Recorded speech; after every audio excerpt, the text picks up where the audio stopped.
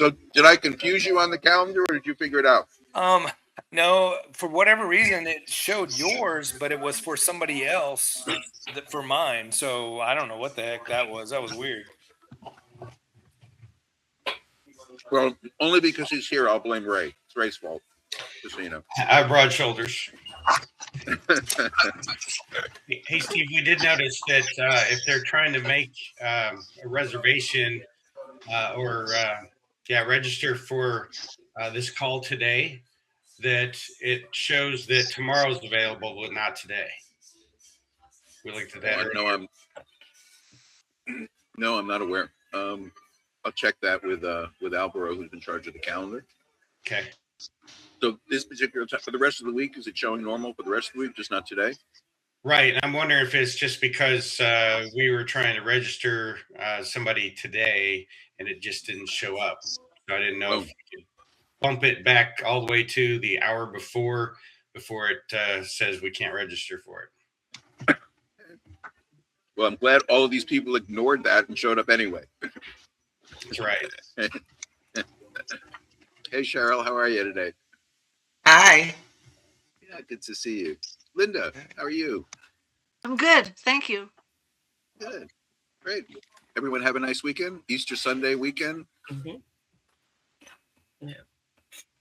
Something about holiday weekends, right? Just a little extra time for family.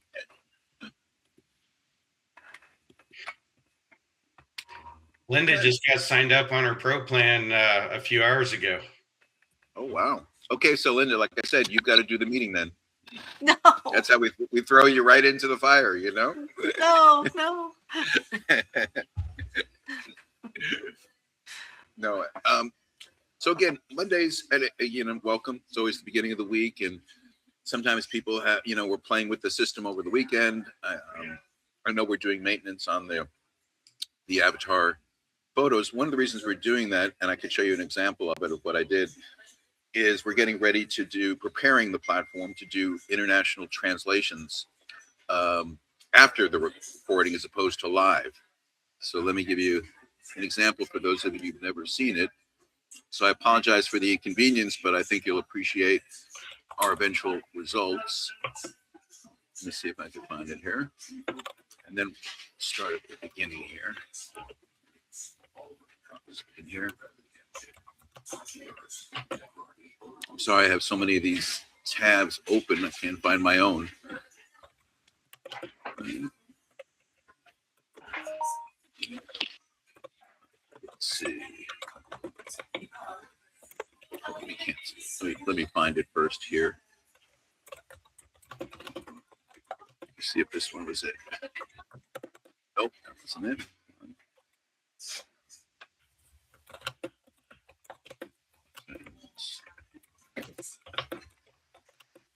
There it is. Okay, now let's see if I can find it.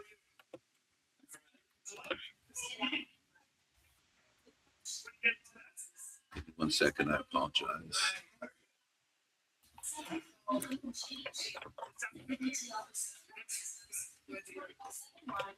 see if this one is it. Ok.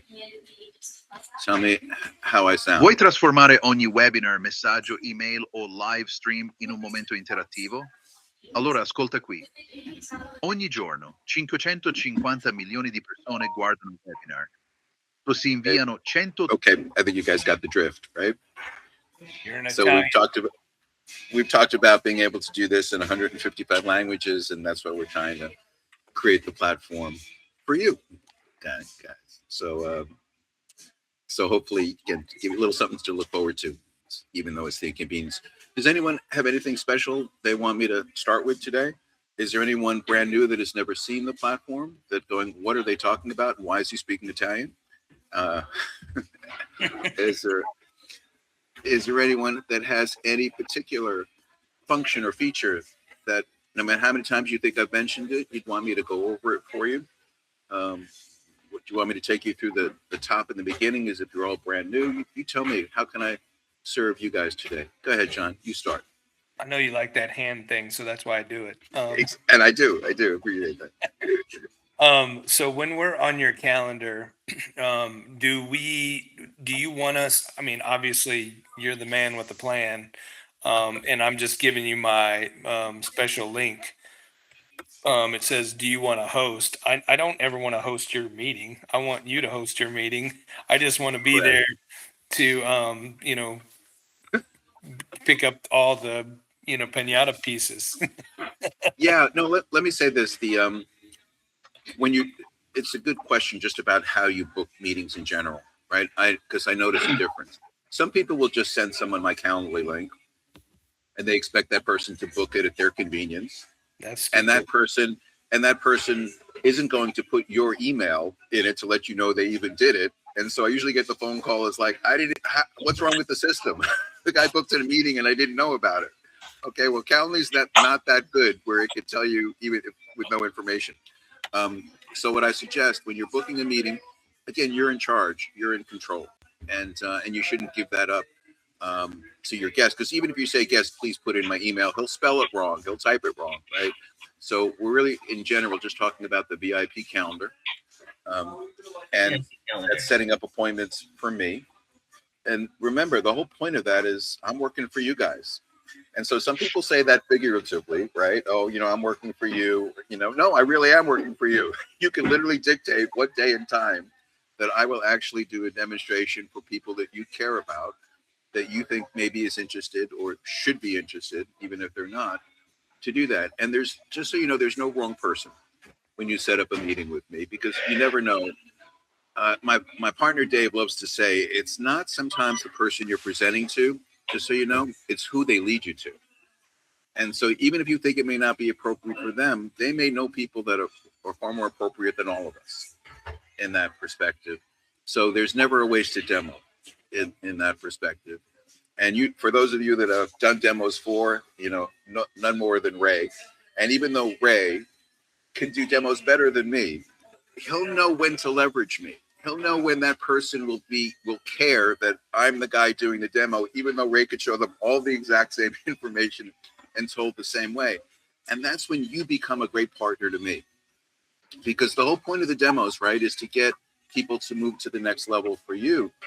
And so there's some people that send somebody to a demo and they don't know anything. They could be there for go high level meeting as far as they're concerned, right? Oh, Steve will tell everything, right? He'll explain everything to you. And that doesn't really make my job easier, and it doesn't make your job easier after the meeting, right? So I can tell you that some people I know at Hello have been so well prepared for that meeting that I'm worried about screwing it up, not closing it for you, because you guys have done such a good job of that expectation. So like everything in life, everything is a tool, and everything is how much you're engaged with that tool to make it work. And that really begins, with the calendar in that process. Okay. Do we just put our, smart link in when we're scheduling it, or just put it in the chat when we start the meeting? Is that? Well, you're not putting any link at all in. When you're going through the calendar, they're just putting in their email address, and Okay. that's it.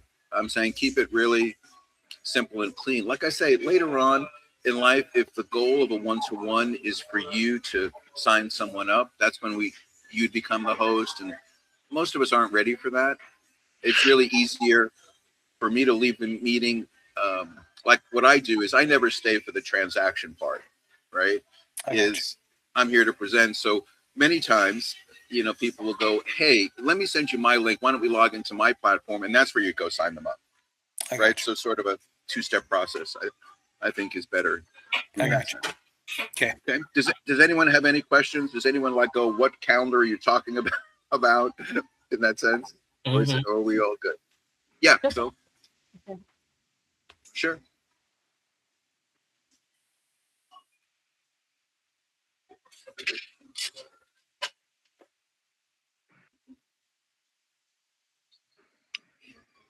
That's definitely an issue that I don't have an easy solution for, because if we allow them to get on without approving the camera or the microphone, then we're back to that 30% of the people who'll go, I'm on your webinar, I can't hear. I'm on your web, the camera doesn't work, right? So that's sort of the trade-off that we made. for that very rare person, and we're talking, it's, you know, a rare occasion that happens. I don't have a smart solution other than log in with your phone instead of your computer to experience it, and we need to work on your camera, right? So that's what I meant. Do I want to affect 30% of the people that come to a meeting, or do I want to affect 1% that comes to the meeting with that? So that's that choice. So, and what we're talking about is when you log in, how, you know, how it says to approve the camera, approve the microphone. Well, I could tell you when we didn't have it, there's people that simply just don't pay attention. So here's what I meant is when I'm starting a meeting, and it'll happen for me right here. See, is it's hooked up to the right AirPods, and 30% of the people would have it hooked up to their phone or hooked up to another device in the room. They didn't even notice. They weren't paying attention. So even though it says microphone on or camera on, they would click on it and then it wouldn't work, you know, and then they would have to log out and log back in. And it was such a bad experience at Hello that we could never recover from that. So if you don't have a camera, it won't let you log in. And so maybe long-term, we're going to have a smarter solution, but I know I don't have one yet on that one, if that makes sense. Right. So, right. Yeah, I know. Sometimes I'm the smart guy in the room and I go, oh, you know, I have that solution that, you know, no one thought of. Right. But unfortunately not this time. Right. That. Okay. Steve, Go ahead, it's Vanessa. Avenise. Oh, Avenise. Okay, you beat Vanessa to it. See, but Vanessa knew how to tease me with that raised hand, so I call it her first. But go ahead, Avenise. Go ahead. I'm sorry. That's all right. Yeah, thank you. As it relates to that same section where you were to start that meeting. Sure. Let me go back to it for you. Yes. And this is just a suggestion because I've realized that the only time you can really change the background is when you're actually in the meeting. Correct. If you press start at that point in time, I think it would be just as you can adjust the microphones and everything in preparation for that meeting. It might be good to be able to choose your background at that point in time, especially Absolutely. when you're switching from one meeting to the next, rather than go in with a horrible background and then have to switch it at the time. So, You're 100% right, and that's in our list. And for those of you that are not familiar with what she's saying or may not be aware, so notice I just started a meeting, and I'm giving free advertisement to this coffee shop that I'm in New York City, and they actually don't really want it, so they're not that excited about it. But let's say I wanted to go in and block it and put up my permanent. So here's where it says settings. So you have right here, settings. Make sure you guys can see that. When you click on that, now it says video effects. Right here, video effects. And this is where you can choose your background. Now I thought, and you're correcting me, I thought when you collect it, it's not for the meeting. I thought it was permanent and it stays there. So you're saying it's not staying there? it's not staying there all the time. I've seen some instances where it has, but it's not consistent. No. Okay, And- because it was designed to stay there. So that's a good to know for me. I'll have them check that today after this meeting. Yes. So there's sometimes two things could be true at the same time. We should make sure that it stays, right? But we should have the ability for you to get in there before the meeting as well. So we'll try to address it, both issues, and a good point. Yes. And just one other point down below, as you scroll down on the same page, the area where you have upload, I can upload my my own customized background, but I can only use one. And ideally, I'd like to load maybe two, because some meetings I may have one where I have a different background. Maybe book a strategy call background, and another one where I'll have another setting. So instead of limiting it to one, if Sure. it's not too much trouble, it'd be great to have another option. Please. Easy to do. Thank you. Easy fix, and an oversight versus a decision. No that problem. Okay, great. Okay. Thank you. Great. Does anyone else have any other questions on the backgrounds, or if you've seen this for the first time? Hi, it's me. Hope you had a happy Easter this weekend. And I'm happy she brought that up because I've had the same issue, Steve. with the Sure. background, but I know many people that have different businesses that they represent. They have different ecosystems. So if they're doing a presentation, they might want to do that one ecosystem behind them. And I would actually like to have a pitch background as well, if you have something that we could show for pitch.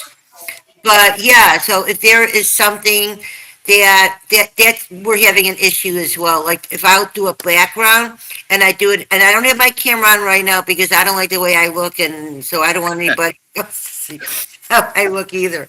But no, that could be something that needs to be fixed. And and that's with all the wonderful things you guys offer. This is minute, but it's something that also enhances what we have, what we're all about. No, I'm like I say, all those suggestions today are easily adaptable with a quick turnaround. So like you see where it's two blanks here, we can certainly have pitch logos. The reason my first reaction was not to put a pitch one up because there's so many people that are not using it for our company, and I'm always kind of sensitive about a backdoor approach that we're promoting ourselves. But I think in this case, because it's like Zoom could have one, people use Zoom in that sense. So I think we should go ahead and do that. So we can because we're some promoting pitch. pitch. Let's Yeah. promote Well, I'm it. saying I just meant some people aren't, right? So that's the reason my first reaction was not to do it. But you're right. I think we should do it, and we can certainly add additional. You shouldn't have to change it every time. It should be easily available if you uploaded a couple of different pictures. So Yeah. we'll do that. We'll do that for everybody. Perfect. Okay. Awesome. Anyone Wow. else have anything else that they want me to cover today? I Okay, do then I'm have going one home. more thing. One of the videos, I'm sorry, but this is important. There's a lot of new videos that you're showing with different movie stars and all. Are those okay to like with Michael J. Fox, and is it okay to show to people, or is this just for our inner circle over here that you're showing it to? So I'll answer it as accurately as I can, right? In the sense that we don't have permission, as you would imagine, from Michael J. Fox or from Michael Jordan or Michael Corleone, right? To use their likeness to promote, pitch. But if the way that I use it, right, for an entertainment purposes or to demonstrate the product, certainly no issue. If I send it to a person I know, no issue. If you publish it on Facebook, TikTok, and Instagram, I think that would be unethical, because the people would think that they were using it with that intention and that we're trying to walk a gray line and we're really not, in that sense. That's why with a lot of them, I was a little more careful in the beginning to say I'm an AI avatar twin, but I think you should be careful, use it selectively. So I think using it in a way to demonstrate the product makes a lot more sense than to act like they're promoting the product. But I would certainly stay off of social media for that purpose. But I want to be respectful of them, their rights, their likeness, and not think that we're trying to leverage them. But I certainly think they would probably get a wink knowing that we're using them just to show off the technology. So does that answer it? Totally. And I just wanted to, and I kind of knew, but there's a lot of new people that don't know. And I just wouldn't want anybody getting in trouble for promoting, an icon figure, even though Correct. it should be promoted by every icon figure because it is going to be an icon's, platform. And but I just don't want anybody getting in trouble. And there are certain iconic figures, that you are allowed to use, and that category being if they're dead for more than 50 years, and their estate hasn't, authorized a licensing deal. Someone like Albert Einstein and those people, John F. Kennedy, we can certainly use those people, but you couldn't use Martin Luther King, for instance, right? His estate definitely manages his likeness, and likeness is as a for-profit opportunity. Nothing wrong with that. But so that's what I'm saying. It's not worth all the research as opposed to showing off the technology. Okay. Steve, Any other- just a point on that note. Sorry.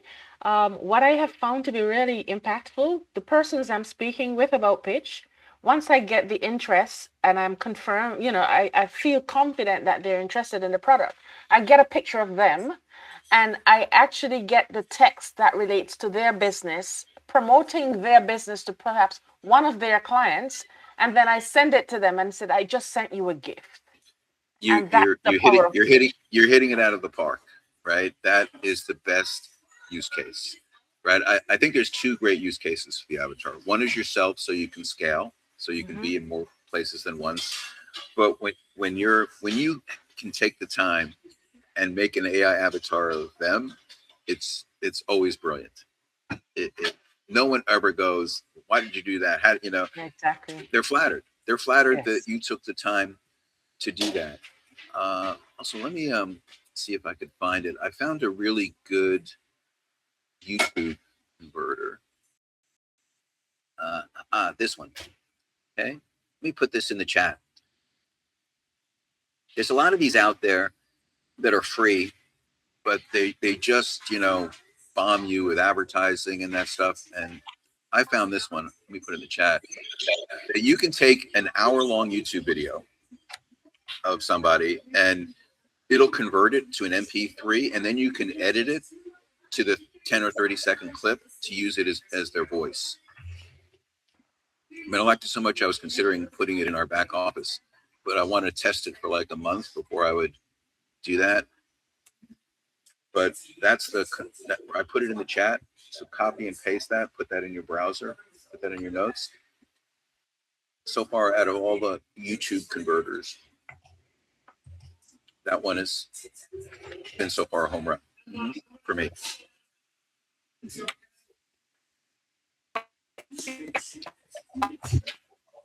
Okay. But you're so right about the whole perspective of the AI avatars. It's really more brilliant when it's designed for you, and especially when multi-languages. I think that'll even have a bigger impact on the AI avatars. And to make one of someone else is, I can tell you, the reaction never fails. Never fails. Yep. Okay. Anyone, anything else they need me to go over today? They're not comfortable with, not sure about? Okay. I just wanted to, I found as we were talking, I was in a meeting over the past weekend and I was like, share your screen. And they're like, I can't share my screen. There's no thing to share my screen. I said, that's interesting. You should be able to share your screen. And I think we were all looking for share versus screen because the traditional ones say share, but I Correct. see you have Correct. screen here. And I said, Yeah, that must because be, we have the two buttons, right? The one that says screen, which you can argue is screen share, right? And the other one is share a screen, which is or really share a website. Maybe we could come up with better terminologies for those distinctions, right? Yeah, so But- that way with the window, you know how sometimes you share, and then your window comes in like all these different, I'm sure we've all had it where it comes in layers of windows. So, Right, because you can't share your entire desktop. That's when you're going to get the browser, but you can share any tab, and you can share a window, which is sharing another browser. okay, No. so why would we have that window then? So what would be the purpose of that? We can't control that. That's a subject of the sharing of the screen comes from the browsers that you're in, so we don't have access to that. So I can't eliminate that. Not on our software side; it's on theirs. Okay, that's gotten me in trouble a couple of times where I've kind of panicked and go, oh my gosh, what am I doing wrong? So Right. then I'll go, If you- wait, Alan, help me. So just remember, always just be all the way. If you're all the way to the left, in any browser you're using, the one to the left is always the tab one, and then the middle one is always the browser, the whole browser, not the one you're in. You know, so if you hit the middle one and you're sharing a tab on the browser you're in, you're going to get the mirror effect. You'll get it two ways. So for safety, just stick to that side. Let me see if I could show you what I mean. Okay. Hold on a second here. Sharing a whole browser. Okay. When I share a browser, I can click on any tab I want. I don't have to share the screen every single time. Notice how quick I'm just going back and forth, sharing it tab to tab to tab, because I'm sharing the whole browser, not the one that I started the meeting in, the second one that I opened up. So like right now, my main browser is Google Chrome. That's the one I started the meeting from. And then I opened up a second browser. I use Opera. Opera is a really good one, by the way. And when I share the window, I'm sharing all the tabs I have open in Opera. Okay. So that's where I was referring to in that now. So hold on a second. So now, let me go to my platform. Okay. So now I don't think I think I'm good to start a meeting. All right, let's see. Okay. Okay, good. So now I'm going to start this meeting in this other browser. Okay. So now, oh, I had to open. Sorry. I did have a meeting open already.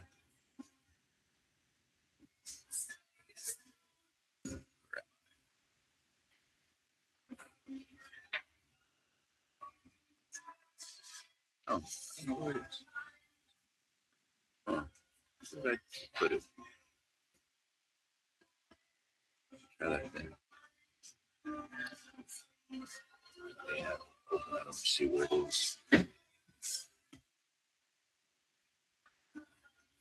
Okay.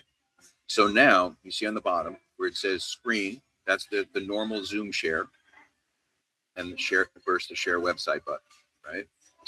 So if I was going to share, you can see where it says Opera tab.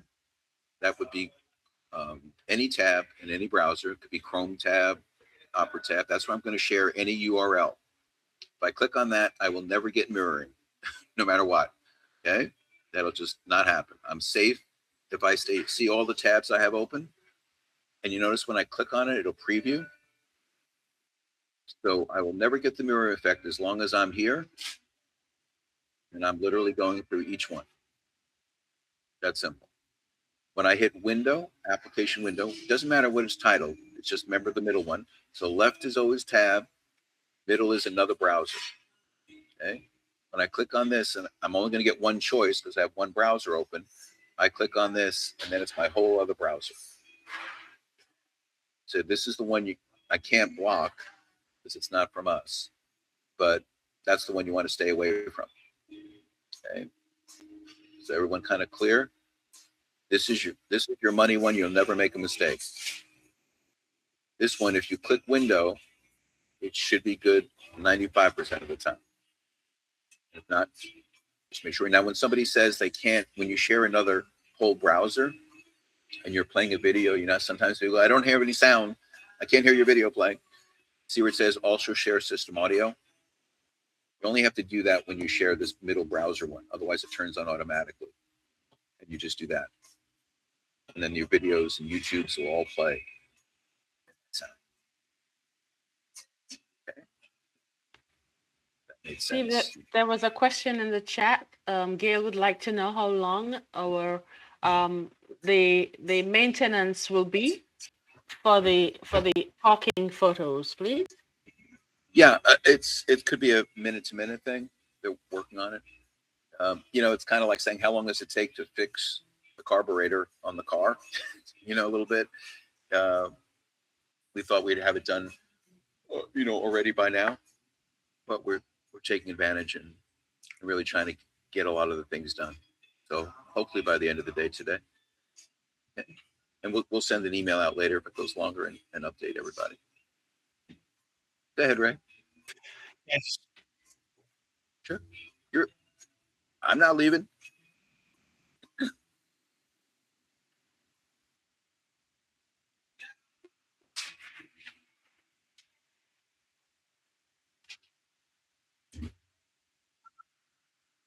So Google Drive there's a lot of options with Google Drive, right? So if you open up a document, a PDF, right, open it and then share it, it's going to be just like Zoom. It's like sharing a screen, right? It's not necessarily interactive, right? If you publish anything in Google Drive, which you can do, right, it becomes a URL. So your Google Drive document becomes interactive if you publish it. And you can unpublish it after the meeting, so it's not out there in the real world forever, right?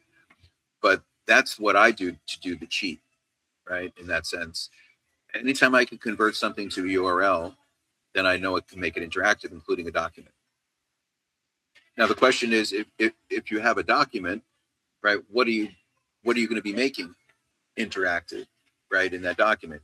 Obviously, you can have them click on a link in the document they would go to that.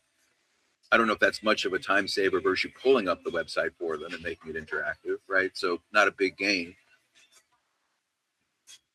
That would be a good example. Yeah, so you'd have to publish it if you could in Google Drive. And if you just Google, how do I publish a document in Google URL, faster than me showing you. But that absolutely works. Mm-hmm. Okay. So, and the only other cheat we have with Google, again, if you can make something in, not necessarily what you were saying, but you make something into a Google Slides, then you could use our Google Slide Player. And then that could be completely interactive as well. I'll give you an example of that just before a second here. Go back to sharing this.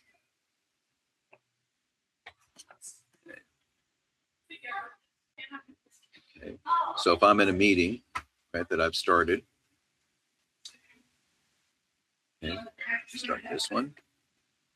Okay, and now let's say that I have a Google slide presentation that I want to share. So I go to, remember, anything kind of not traditional Zoom is going to be share a website or share a presentation, right? So here's that share button. And here's where all my websites are. You notice here it says websites, but it also says slides. We don't really talk about that much, right? So you click on slides. And if I've already uploaded those slides, which you do through your dashboard, now you just click on it to present. It loads the slide. I always see the next slide coming up before I decide to share it. And so I'm going to start sharing those slides. And now I get hit next and change all the pages. And I can go back and forth. So it's a really nice player if you could convert. And Ray and I know that sometimes every document doesn't convert. You have to do a little work at it to convert it into that. But it works great. And it also, any of this would be interactive as well. If there was a clickable link, for some reason you wanted that, maybe a form to fill out. I'm saying it's probably more practical for forms to fill out. That could be an advantage at a certain point in the presentation versus stop sharing and then going to a URL. But you can stop sharing at any time. Hit that X. I'm closing it out, and now I can go right back to sharing websites. So I can toggle back and forth between that interactive experience as well. Okay, so hopefully that helps a little bit on that one. Yeah.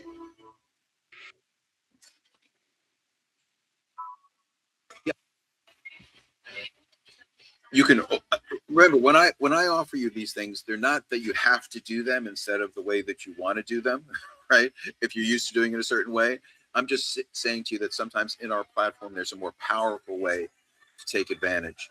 So if I have a PowerPoint presentation, just like a PDF, I open it up and then I hit share window, the middle button, and you'll click on it and it'll open. Just like I could share my WhatsApp page.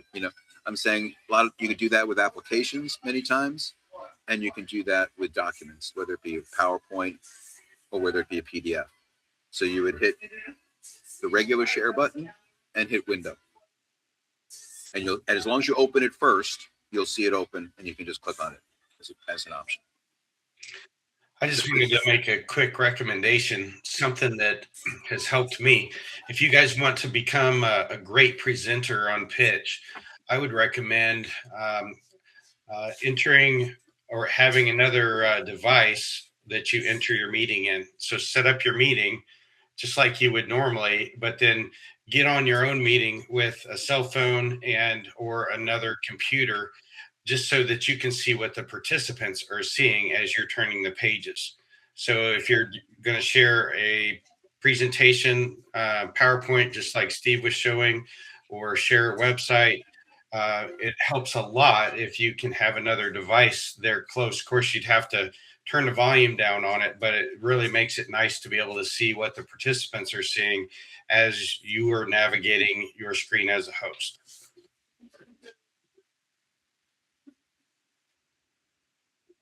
Sure. No, that's what today's for. This is great.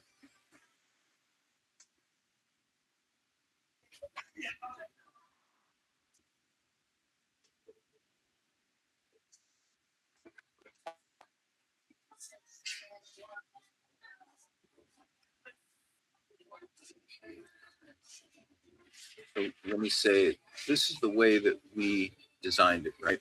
So to have an instant meeting, right, that's constant all the time, whether you use that in Calendly to do your scheduling or just for yourself, like right now, if I was talking to somebody, say, hey, you want to jump on my webinar? Let me send you the link. It's always this middle box. I literally just copy the link or copy it here, either way. And then I email or text that to them and we just jump on. That link is constant. Let's say I'm going to use a link that's only for that meeting, even though it may look like it's the same one, right?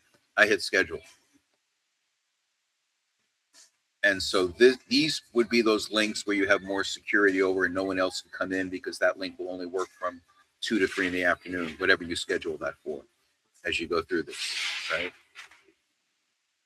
So here, like you see, I'm picking the day and time.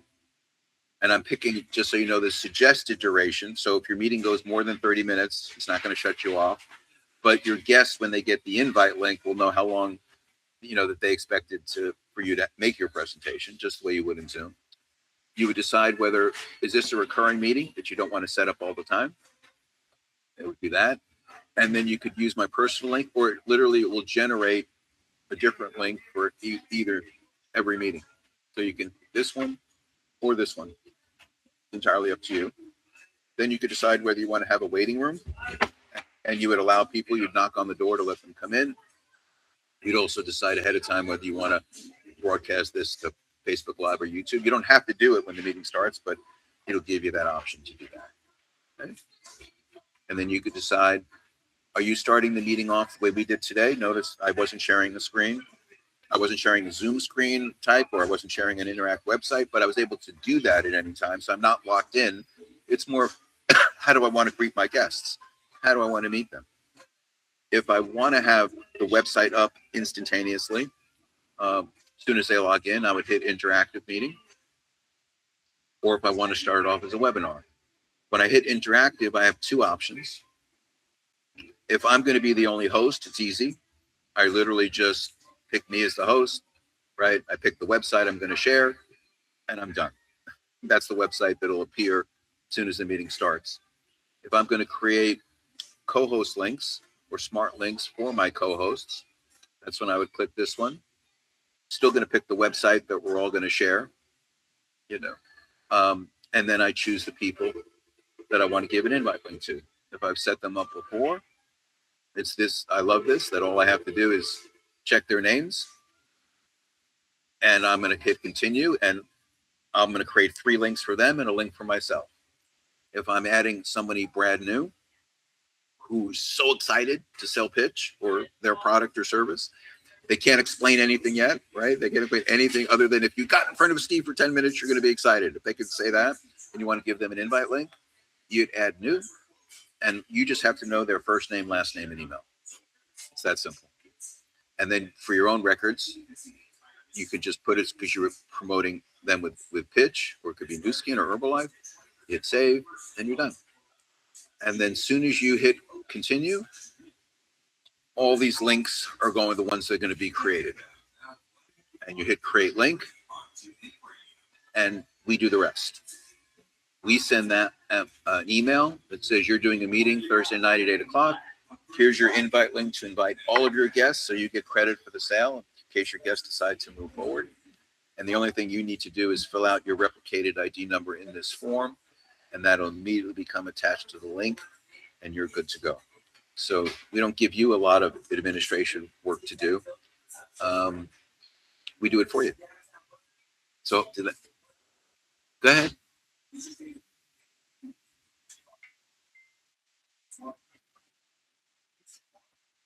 Correct. No, you're allowed 2 more.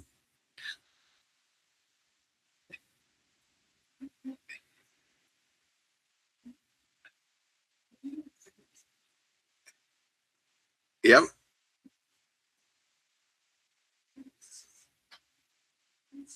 On average, right? I think it's like 2 tokens to create it up to a 5-minute avatar.